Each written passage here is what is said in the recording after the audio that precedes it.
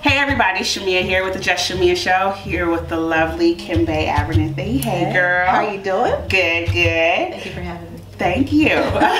So before we get into the book and more about you, tell me, what are you reading and what are you listening to? Right now, what I am reading is Can You Actually Pass Your Devil's Advocate? Hey! I am. I'm reading that. And some other authors of mine that I go back to often is T. Harv Eker, Susie Carter, Joe Vidali. He's a really good marketing coach. So yeah, I always do those. All right, awesome. And what are you listening to? What am I listening to right now? Classical music. Okay. Yeah. Any particular composer? Nope. Right now, just that on real low, just so my brain could think while I'm driving and things like that. Okay, yeah. awesome. And then what's always on at my home is jazz, the jazz channel. So I just have jazz music going. Okay. Because I can think. Awesome. You like lyrical jazz, classical jazz, contemporary jazz, vocal jazz?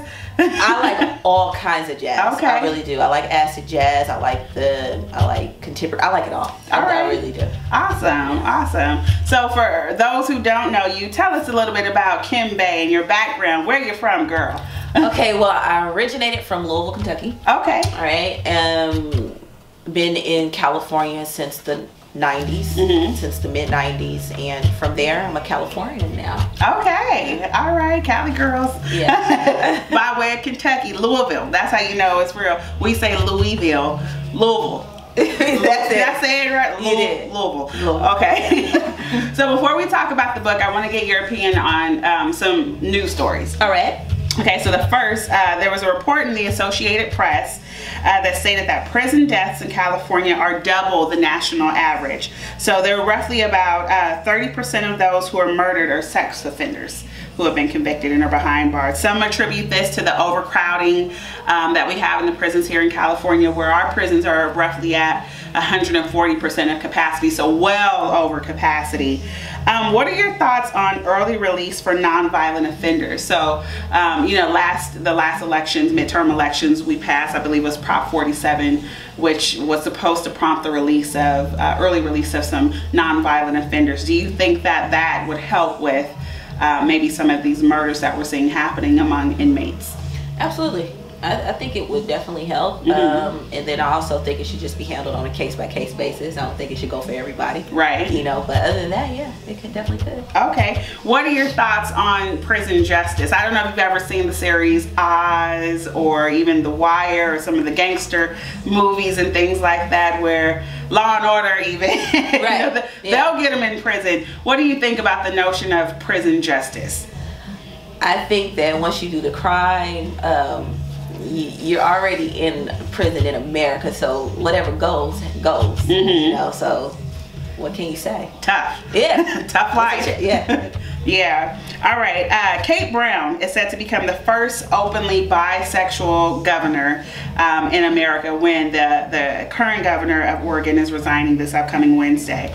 So in media, they've been making this big deal. Oh, she's bisexual. She's the first, blah, blah, blah, blah, blah. Right. Should personal sexual preferences, relationships, gender identity play a part in politics? Nope.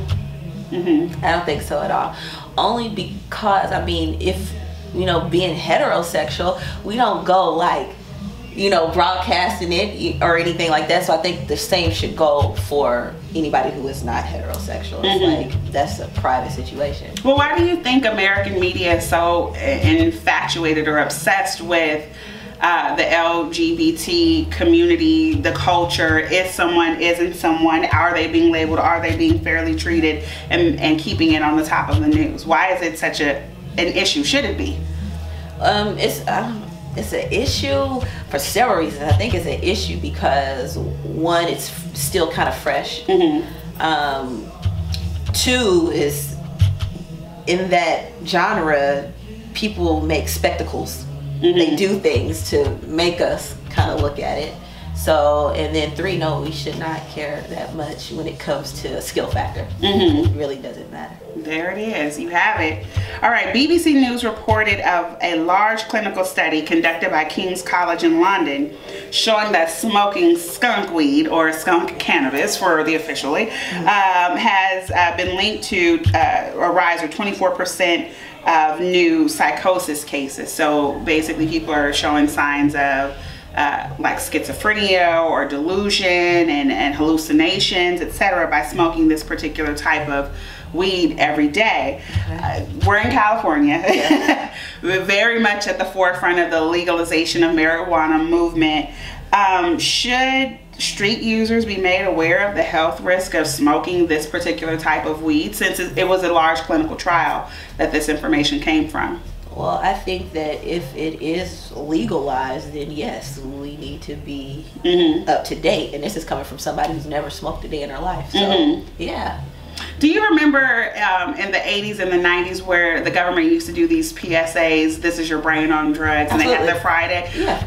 Do you think that we should have those kind of commercials again for meth or for cocaine, for Molly, for weed, just to show the effects? Do you think that would help the new younger users? As I think of like poor Bobby Christina, who's in the hospital now, lots of rumors about her condition and whether drugs were a factor. Do you think that having PSAs regularly promoted would help younger users or potential users deter them from using? Well, first I forgot about those commercials. Those commercials was great. Yeah. This is your brain on drugs. Right. But yeah, absolutely. I absolutely think so. And if they're gonna do the PSAs, it needs to start now. Just like the PSAs they do for smoking. It's like they know that those PSAs are not really gonna stop an individual from smoking right then, but it takes a while to be able to get a generation to see things differently. So they got to start it now, so that years from now people do look at it as detrimental to their health, you know, and detrimental to everything. So yeah, stay tuned. Just Chamia Show PSAs. Oh, this is your brain on drugs. We might have to fry a sausage or some grits and do something weird with them. Absolutely, because they're really glorifying drugs these days. Yeah, very much. Especially Molly, whatever Molly is, and popping pills. It's really so really Molly's prevalent. not a person. Yeah. Okay. So speaking of the BBC, very interesting article and timely with the Grammys that just happened. They published an article called "Dealing with the Office Kanye." Okay. So the Office Kanye being the scene stealer, the one who wants to get credit for everything, or the hey, look at me personality. And as we transition into talking about, you know, your book, is there an issue of dealing with the Kanye type personality as an entrepreneur? Do you encounter those? Hey, look at me. Yeah. Absolutely. Definitely. I did it first. Absolutely. But with individuals who are me, you just got to hit them with knowledge that they can't deny. You know, so if it's preventing something from happening, a project from happening, you just got to hit them with facts. You know, and you got to stay away from opinions, because me, opinions don't matter to them. Right. You got to stick with facts, education, and knowledge. All right, back to music matters, right? Many would think that to give these people the hand or the whatever, like if someone's acting like a child, whatever, is okay. But in this article, Richard Moran, who's the president of Menlo College, said the word whatever should never be used. Anyone who hears you say it thinks you don't give a hoot, or you don't have opinion. Basically, you're giving other folks the authority to make the decision for you. You don't care or whatever. In business, do you agree that people shouldn't say whatever? Unless you want to give up control, don't say whatever. There it is. All right. Something else Moran said, and this leads me into your book, be all in. It makes a difference in your career, in your life, being all in. Isn't that powerful? It's really about taking ownership for your life, for your path, for your outcome. Absolutely. And that's kind of segueing us into being, can you action past your devil's advocate, but what do you think about being all in? Your thoughts on being all in? I mean, it's absolutely true, especially for goals. You know, I always say you got to play full out. You know, there is no halfway. So I totally agree with that. I love it. All right. So we're talking about, in case you didn't see it before, the book, Can You Action Pass Your Devil's Advocate? All right. Very early on in the book, one of the things that you said is approach is everything. Oh, yeah. That's just very powerful saying, powerful presence. How did you come to learn that? That approach is everything is by what they say, a master was once a disaster. I've made several mistakes, you know, throughout my career, dealing in different companies, different businesses, and from the way you walk, talk, the way you set up your proposals, everything makes a difference into the type of response you get, the type of outcomes you get, whether you get a yes or a no. And then also knowing that once you approach it the best way that you know how, even if you didn't get an outcome that you agree with, you are still proud of it because you did everything that you were supposed to do. Within your power. Within your power, right? So it allows you to be able to come stronger and come harder when you always do what you know, the best that you know. Very well said. In the book, you talk about entrepreneurship. Yes. How do you identify an entrepreneur? Anyone who has an idea that turns it into revenue. All right, love that. So who do you think needs to read Can You Action Pass Your Devil's Advocate? I can't show it enough time, y'all. Beautiful cover.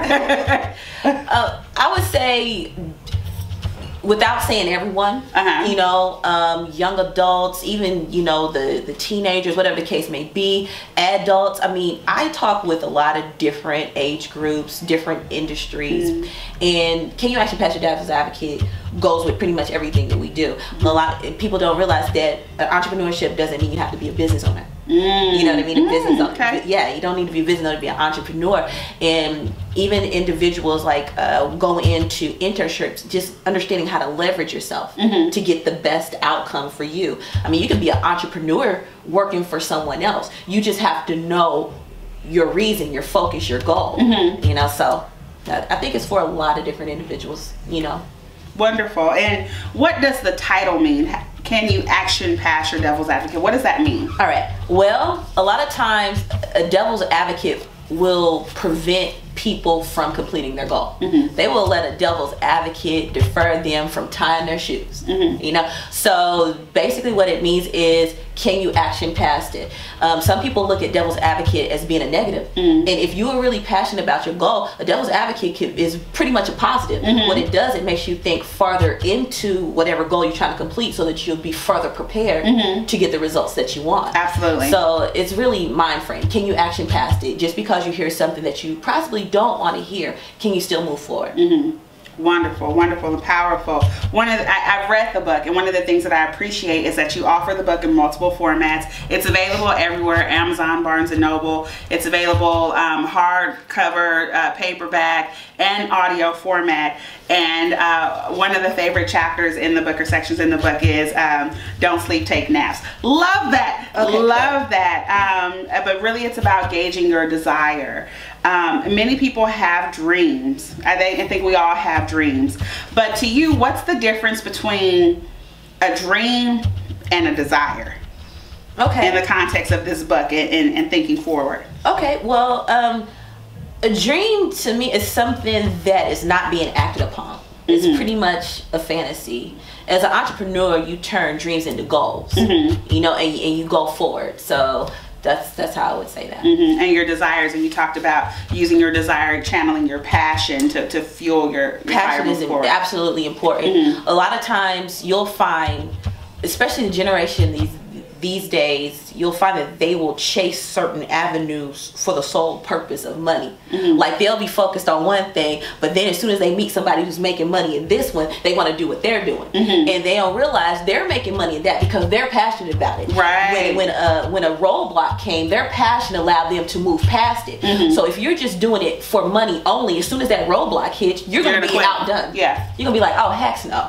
Right? So you definitely want to go for something that you are extremely passionate about, so that you can continue to action past your devil's advocate. It's very difficult to action past your devil's advocate when you're not passionate about it. Yeah. And you know, some think of the devil's advocate as a naysayer or a non-supporter, but in your book you really expand on the benefit of a devil's advocate, and I want to talk about that. Why is having a devil's advocate in business a good thing? Well, because it allows you to go deeper into context of whatever you're trying to do, to be able to counteract something that might have been a negative factor if you had not have heard that commentary. An example would be, oh, I know somebody who did it and they didn't make, you know, the amount of money. Well, if you're passionate about it, now you can research why they did not. You know, doesn't mean don't do it because they did not. Why they didn't. And basically don't do what they did, or do what they did but differently. So a devil's advocate, like I said, just can further prepare you to get the results. We live in a society who's obsessed with haters and haterism and all of that, and so a lot of times when people think of an advocate, devil's advocate, they're thinking of someone who's hating. And when I was reading your book, what I was thinking about is, as you know, someone with a business background, doing your SWOT analysis. So thinking about your weaknesses and your threats, and even if it's someone who's saying, hey, let's consider the full picture, A to Z, and everything that could go wrong, and really planning for your business. Yeah, so that's something that you pulled out in me, and I was like, this is really good. Yes. Awesome. I love the SWOT. Yeah. That's great. One of the other things that you said is in being the blissful support that you want to receive from others, that you should be the blissful support that you want to receive from others. Why is it important to support other people in their endeavors? Well, because you want to be the support that you want to receive, you know, so you definitely want to get out there and you want to network and you want to, you know, support just for the love of entrepreneurship, you know, and it helps to edify you indirectly. Anyway, you want to keep that type of energy around you. That's powerful. As I've been doing these interviews, one of the things that I've heard consistently is, particularly in the Black community, that's not something that we do a lot of, supporting one another. And then as you look at other cultures, you know, maybe that's one of the reasons that they have more success. Do you think that support enables support enables your success? I really do. You're supporting of others. Absolutely. Okay, awesome. What have you learned about yourself since you published this book? What have I learned? I have learned that when I read it, it's like I live that book. You know, I live it, you know. Action and past devil's advocate every single day, so it allows me to be able to appreciate, and also enables me to be able to continue to move forward, you know, because it's almost like it continues to encourage me as well, you know. Wonderful. And the book is full of tips. It's separated by tips. I call them nuggets, life nuggets, because I'm like, it's golden, you know, these are some nuggets, good stuff. Thinking of the book, what's the #1 tip or nugget that you think someone who's starting out or not knowing where to focus their energy, what's the #1 tip that they should focus on? The #1 tip they should focus on, I would say, is education. Understanding that education, like Farrah Gray says, education is important whether it's formal or informal. You know, knowing that, you know, just get it. Get that information. As an entrepreneur, some people allow that part to prevent them from moving forward. So that's important. Another nugget that I would say is important is just knowing that success is liking yourself, liking what you do, and liking how you do it. Maya Angelou. That's very important. Stop comparing your success story with other people's. Start accepting what you have created, you know, and just move forward. Beautiful, beautiful. And I think the fact that you touch on education is really important. A lot of people think, I'm not good at books, I'm not good at reading, I'm not good at studying, but the fact that you mentioned formal or informal education, as long as you're getting it, that knowledge is important, right? Absolutely. And especially this day and age, it's absolutely acceptable. All right, what's next for Kimbe? What's next? Okay, well, right now, just really honing in, getting the book out there, Can You Action Past the Devil's Advocate? That's absolutely important. Working on a couple of other entrepreneurial ventures that I'm sure you'll see in the future. So I'm excited. Great book. Love it. Where can people find the book? Where can people find you, get in touch with you? All right. Well, I would say definitely come and visit us on the website at www.kimbeabernathy.com. kabernathy.com. Please come like us. Spell Abernathy. Hold on. Help some people out. A as in apple, B as in boy, ERNATHY. All right, there it is. .com. Yes. And then also come visit us on Facebook. Really want to help build a growing community of entrepreneurs there. Get some engagement there. On Instagram, Kimbe Abernathy. All those great assets. Right. And then also, starting in April, we're going to have a contest for entrepreneurs where they can win $1,000 in seed money. So stay tuned with that. Okay. That's really important, and to stay tuned with that, come visit us on Facebook. Okay, Facebook, the website, kabernathy.com. Anything else you want folks to know? Continue to action past your devil's advocate. There it is. Thank you, beautiful Kimbe. Thank you so much. We appreciate you. Thank you. Stay tuned, folks.